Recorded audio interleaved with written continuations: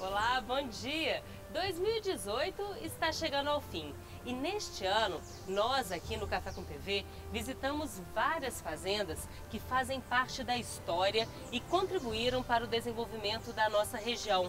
Algumas delas, inclusive, ainda são produtivas. No programa dessa semana, a gente vai lembrar algumas dessas visitas e você vai ver também. O produtor de Santos Dumont usa algas marinhas para melhorar o sabor das frutas. E nós visitamos uma queijaria artesanal, onde é produzido um queijo já recheado com goiabada. É agora no Café com TV.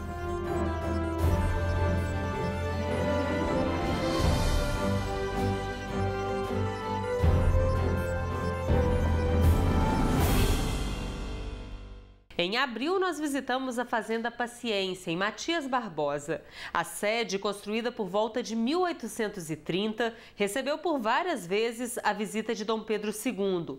A propriedade pertenceu ao Visconde de Itatiaia e foi comprada pela família do Pedro em 1986. A arquitetura da sede é preservada. Na fazenda estão plantados 400 hectares de eucaliptos com idades entre 15 e 60 anos. A produção vai para a serraria da família em São João del Rei. Juliana, a gente tem esse instinto de preservação. Desde quando eu morava em São João del Rei, a gente sempre frequentava muito Tiradentes, mesmo São João del Rei. Então criou essa vontade de preservar. Nós temos essa propriedade aqui, são várias propriedades, mas que tem essa casa aqui nesse modelo é só aqui na Paciência. Então a gente vai preservar. E essa sacada onde foi tirada essa foto de Dom Pedro, né? Esse alpendre, ele foi construído depois? Foi construído depois. Os ex-proprietários visitavam muito Paris. Então deve ter deparado com alguma obra, entendeu? Que tinha esse estilo, então trouxeram para cá. A partir daí são várias propriedades em Minas que tem esse tipo de obra, essa sacada que completa a sede. Rony é historiador e conhece bem a história das fazendas da região. Essas fazendas elas foram divididas para logo em seguida começar a plantação de café. Então o Visconde de Itatiaia, que foi como herdeiro aqui da fazenda, né? Ele é neto do coronel Manuel do Vale Amado, um dos fundadores da região. E ele então preparou essa fazenda, isso eram anos de preparo até conseguir ela ter a produção, que era uma fazenda muito grande, e então ele conseguiu levantar um grande patrimônio na família graças a isso. Tanto que ele teve uma filha, Dona Flora, que se casa com o Dr. Zé Mariano Pinto Monteiro, que foi o primeiro prefeito de Matias Barbosa. A produção de café também foi o mote inicial desta fazenda em Rio Novo. Mas o terreiro para a secagem dos grãos, com o passar dos anos, se transformou em uma grande horta orgânica. Há 100 anos na família, a propriedade chegou às mãos de Carolina. A psicóloga deixou o ofício para atuar como produtora rural. A horta para sustento da família foi ganhando novos espaços e o hobby virou profissão. Hoje os produtos são comercializados pela internet e redes sociais. A sede da fazenda tem cerca de 285 anos. Aqui embaixo funcionava um armazém. Após todo esse tempo, as vigas ainda estão inteiras. São peças únicas que atravessam as paredes e as gerações. Também estão de pé o paiol e a casa de máquinas. Tem 3 anos que você está mexendo com esse cultivo, né, de alimentos naturais.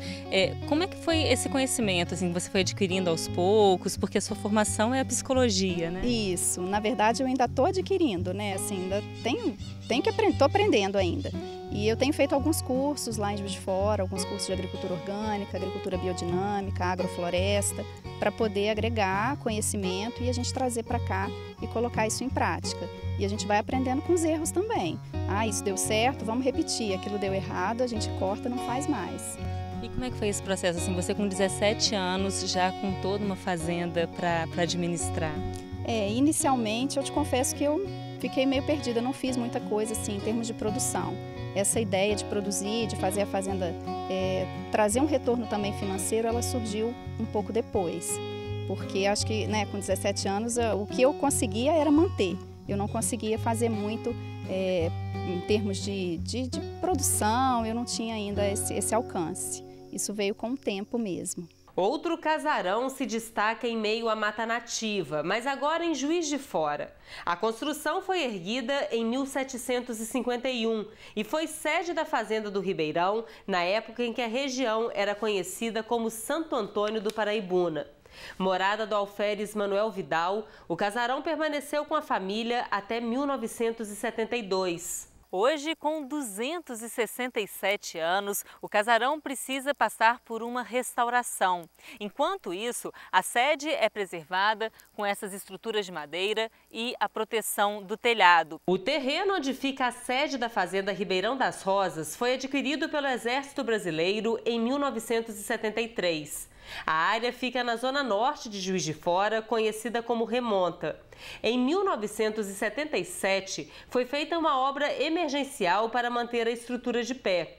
Em 2009, o coronel Malbatã começou um projeto de conservação do imóvel. E em 2015, o escoramento da estrutura foi refeito e foi instalada uma cobertura para a proteção do telhado. O casarão foi construído em 1751, na época da abertura do Caminho Novo. Coronel, na verdade, o Caminho Novo começou a ser aberto em 1700 e até 1720 ele foi sendo aperfeiçoado, né?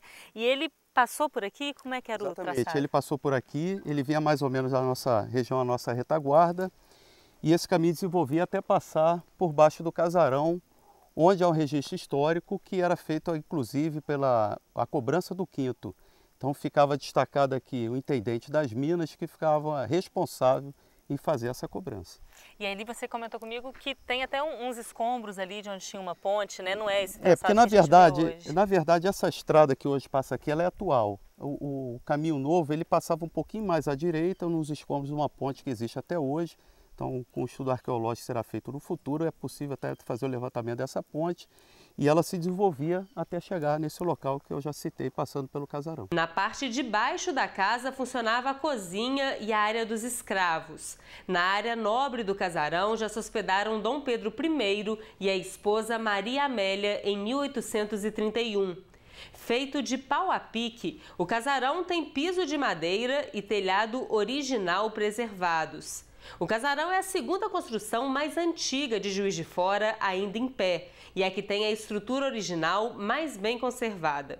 O projeto do Exército é que o casarão se transforme num centro de educação ambiental e cultura do Centro de Instrução de Juiz de Fora. Agora nós vamos ao município de Coronel Pacheco, mais precisamente a Fazenda Bela Itália.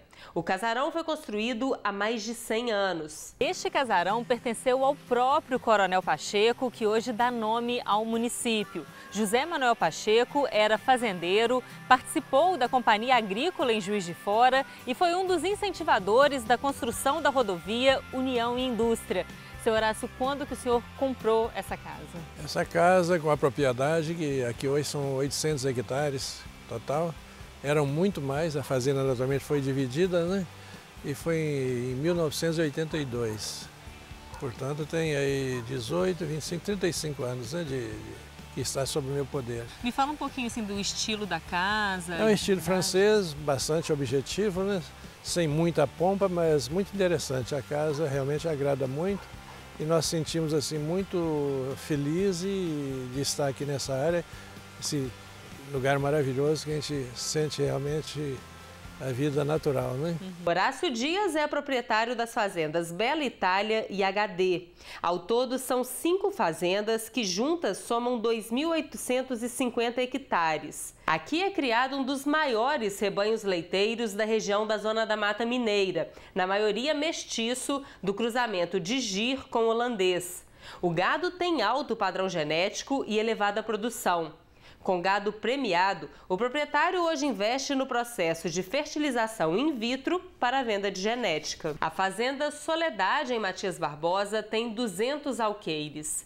Construída em 1818, a propriedade pertenceu ao Barão da Bertioga, cafeicultor e incentivador do crescimento de Juiz de Fora no século XIX. A gente vai conhecer agora a sala do casarão que pertenceu ao Barão de Bertioga. Vários móveis que estão aqui são da época do Barão, por volta de 1850. Inclusive esse louceiro, né, Rony, que pertenceu ao Barão de Bertioga. Ao Barão de Bertioga, é uma peça toda não é brasileira, é uma peça na madeira carvalho.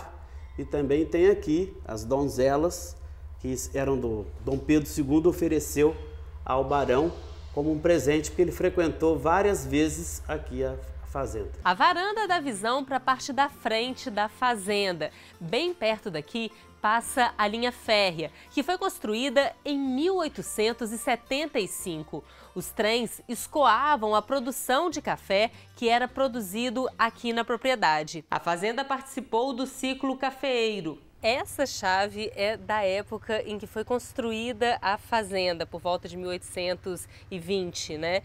Olha o tamanho dela, né? Nesse galpão era onde era feito o beneficiamento do café.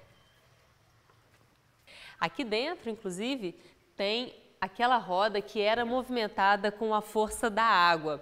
A água girava a roda de fora, com isso girava aqui de dentro e fazia funcionar todo o maquinário para o tratamento dos grãos de café e prepará-los para a venda. A roda, inclusive, funciona até hoje. Na fazenda são criados cavalos e mulas para carga. Hoje a atividade principal é a criação de gado de corte, com Nelore e Guzerá, com matrizes de alta qualidade.